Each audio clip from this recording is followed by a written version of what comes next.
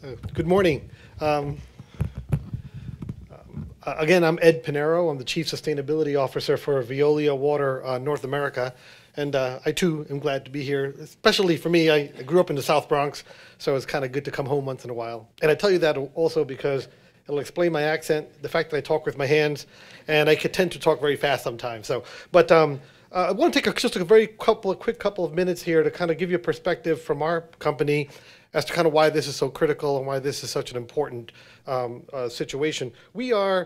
Whereas almost everybody in the world recognizes DuPont, you may not recognize Veolia Water. We are the largest water service provider company in the world, but I guarantee most people in the room never heard of us. And it's because we're behind the scenes. We're infrastructure. We operate wastewater treatment plants, water supply processes. We basically treat and prepare water. So when you open your faucet or when you let the water go down the drain, companies like ours sometimes are behind the scenes kind of running the systems. So from our perspective, this is very important. We, as a water service provider, we manage a very precious resource. A lot of companies use water in their operations. We are water. I mean, without it, we don't exist. And so therefore, we feel a very close kinship to that resource and the importance of managing it. So what I want to do, so having said that, let me just zoom in very quickly as to kind of how we ended up being so excited about these Scope 3 protocols. Sustainability is a fundamental element of our company, and in large part because of what it is that we do. So integrating sustainability and these sustainable concepts into our DNA, so to speak, is very critical for us. So in order to do that effectively, we need to look at our footprint. How do we affect everything? It's not just water, it's energy, it's material usage, it's waste generation. And we are very firm believers in the integrated concept of sustainability. So not only do we look at the environmental implications, but we look at the quality of life and social implications, and we look at the economic and business considerations. So then why would a water company then care about greenhouse gases and kind of climate impact? Well, for us, the energy-water nexus is a fundamental element of what we do.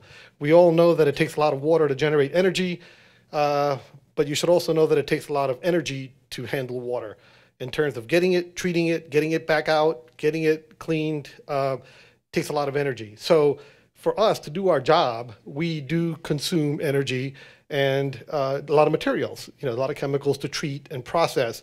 And all of that has inherent greenhouse gas implications and climate implications. So that's why the implication of climate impacts and greenhouse gases is critical to a company like ours. So we want to manage that footprint, and it has multiple benefits for us, but it's interesting when people talk about reducing greenhouse gases, there's an immediate benefit of its implication to the climate. But because of where many greenhouse gases come from, there's a secondary benefit of actually, in order to reduce your greenhouse gases, you have to reduce your fossil fuel consumption, and you have to reduce your materials and raw material usage because there's embedded greenhouse gas implications there. So we kind of get this multiple benefit by targeting even that one metric. Scope 1 and Scope 2 for us, we have a lot of facilities. We're all over the world. So Scope 1 and Scope 2 for us were very important because that's how we assess our performance and our responsibility. In other words, if we want to manage our footprint, obviously we want to look at that. The reason Scope 3 was so important for us is, in addition to assessing our responsibility and our performance, it's also helping us evaluate our risk. Because of the indirect nature of where Scope 3 emissions come from, it's not so obvious to, at a given facility what the inherent implications are of our Scope 3 emissions. You can see them necessarily, it's kind of somewhat disconnected from the day-to-day operations of the facility, and it's very easy to overlook that.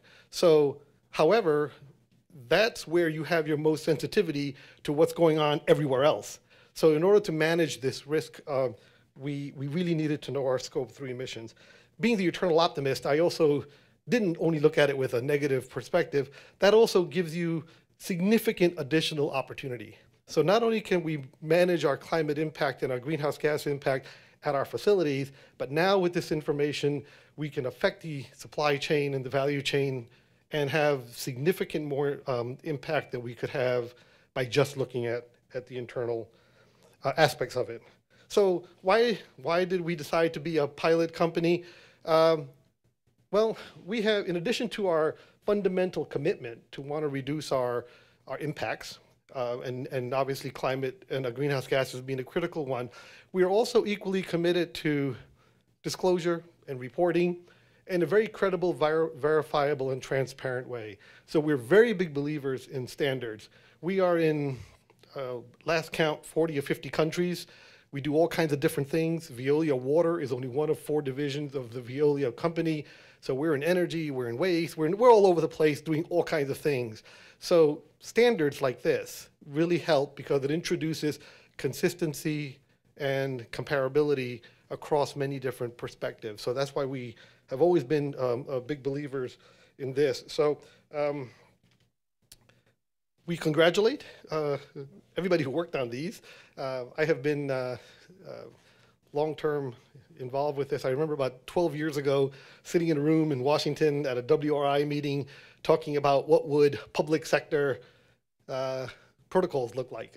And that was a long time ago. So this is a lot of work has been done, and we look forward to taking this work and permeating through our company. We pilot tested it in our France operations, and we're looking forward to going further with it. So thank you very much for your time this morning, and look forward to answering any questions you may have.